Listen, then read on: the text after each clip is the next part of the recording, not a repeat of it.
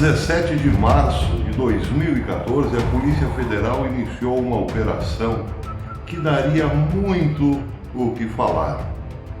Uma operação que levou a cabo mais de 1.000 mandados de busca, apreensão e também prisões coercitivas. Ela a tal operação apurava um grande esquema de lavagem de dinheiro que envolvia bilhões de reais. A operação ficou rapidamente conhecida no Brasil e no mundo, sob o nome de Operação Lava Jato. Mexeu com as nossas vidas porque nos deu a impressão de que o Brasil finalmente estava mudando, estava deixando de ser o país da impunidade, porque tal operação levou até mesmo um ex-presidente, considerado o cabeça do esquema, do grande esquema, do maior talvez da história de lavagem de dinheiro, para a prisão. Não era uma prisão tradicional com grades, estilo, as nossas prisões. Era praticamente um hotelzinho confortável. Mas enfim, lá estava o ex-presidente Lula fechado num quartinho da Federal, aumentando ainda mais a sensação de que finalmente estávamos evoluindo, deixando de ser o país da impunidade para os grandes, para nos tornarmos, enfim, um país justo. Pois é, mas foi tudo um sonho. Alguns anos depois, lá por quase meados de 2021, acordamos do sonho e percebemos que continuamos, sim, sendo o mesmo e velho país da impunidade para aqueles que podem pagar bons advogados e, enfim, indicar juízes também, por que não? Bom dia, você está no canal Professor Belém neste 23 de abril de 2021, sexta-feira.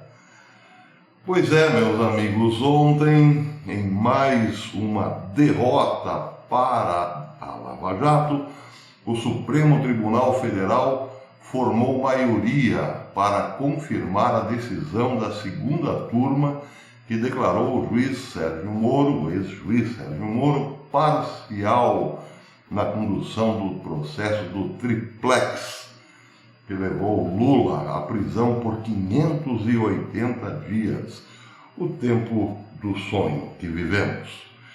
7 dos 11 ministros votaram no sentido de considerar Sérgio Moro um juiz parcial. 2 divergiram e aí a sessão foi interrompida por pedido de vistas e ainda faltam 2 para votar. Bem, 4 não daria um número suficiente para reverter essa decisão, a menos que 2 juízes, ou pelo menos um que já votou, resolva rever o seu voto. Não bastasse isso, não bastasse o juiz Sérgio Moro ser considerado parcial, os juízes do Supremo decidirão, claro, que Curitiba não tem jurisdição para julgar o que ainda pode ser julgado em relação a Lula e também ao que já foi julgado lá em Curitiba. Isso passará para Brasília, já que a maioria dos juízes entende que, como Lula foi presidente e tal, e os supostos crimes foram cometidos enquanto Lula era presidente, a jurisdição seria, portanto, cabível a Brasília. Pois é.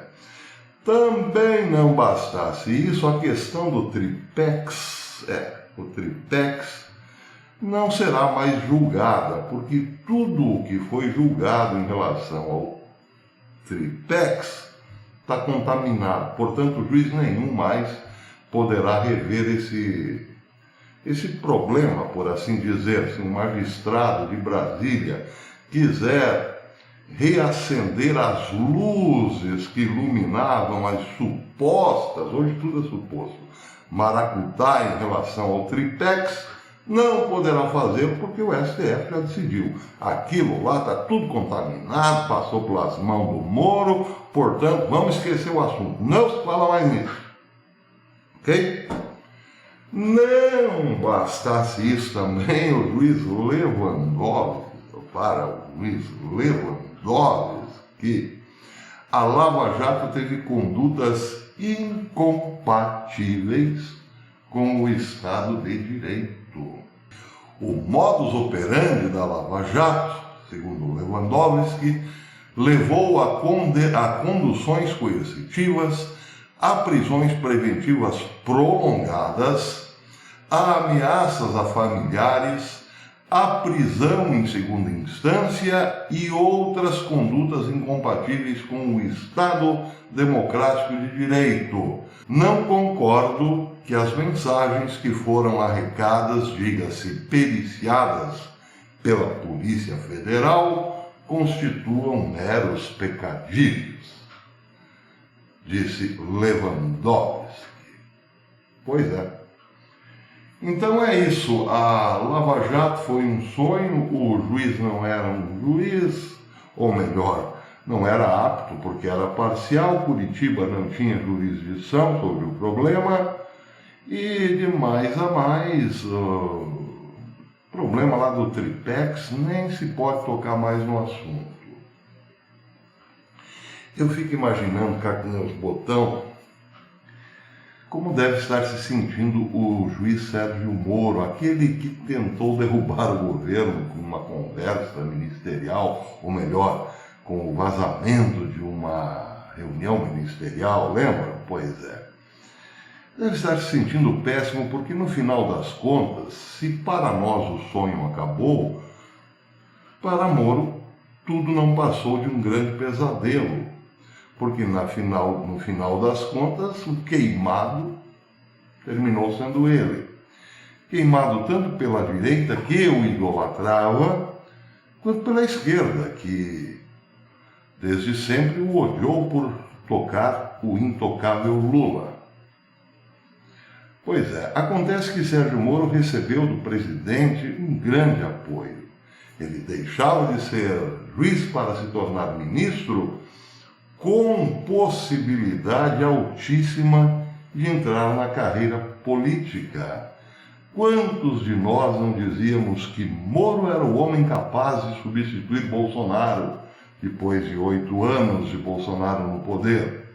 Era o candidato natural a ser vice na próxima eleição e depois, naturalmente, candidato a presidente. Eu, desde muito cedo, percebia algo estranho na Lava Jato e nunca deixei de externar a minha opinião, mesmo perdendo inscritos aqui nesse canal. Eu olhava com muita desconfiança o fato da Lava Jato jamais chegar em gente do PSDB, por exemplo, ou principalmente. Só isso bastava para um juízo um pouco desconfiado da minha parte. Ué, mas por que a Lava Jato não chega nos fabianos? Bem, o fato é que Moro tinha uma grande simpatia, para dizer o mínimo, com o fabianismo.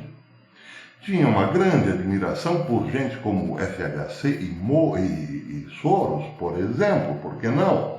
Sua esposa deu várias declarações nesse sentido, mostrando-se, sim, uma fabiana pós-moderna. Não obstante isso, esta paixão, por assim dizer, por um esquerdismo light, Moro foi jogado às cobras por gente do próprio fabianismo. Porque não podemos esquecer, lá dentro do STF tem muita gente indicada pelo fabianismo, que poderia ter dado sim uma força para Moro, por que não?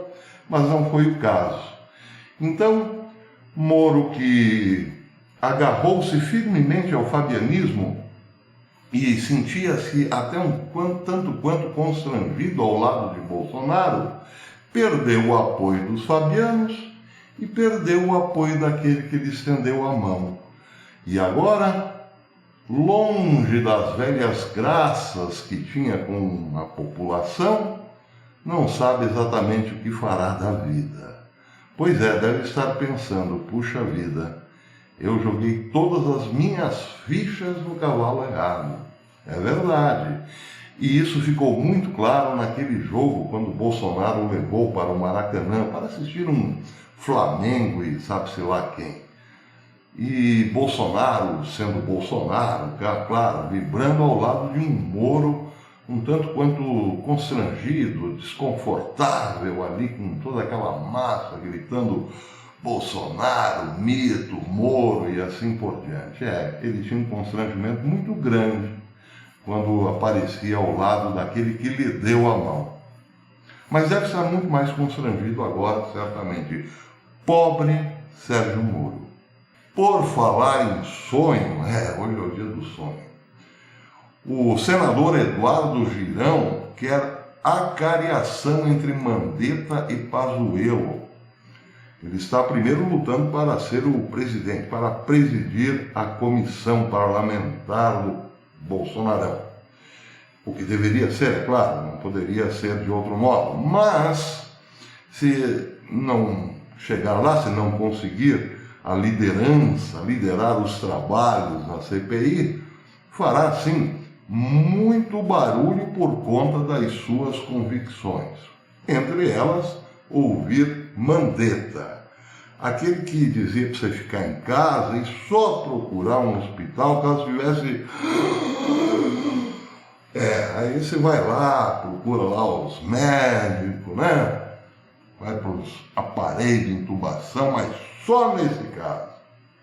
Seria bom confrontá-lo com o Pazuello. Mas tem mais, ele também quer convocar o ministro Marco Aurélio do Supremo para depor na CPI. Seria interessante ver o juiz Marco Aurélio depondo na CPI, explicando por que acolheu a ideia de dar a estados e municípios as prerrogativas para a gestão da pandemia ou do covidão, sabe-se lá o quê. Pois é, seria muito bom mesmo. Porque depois a gente vai encaixando as peças, não é mesmo?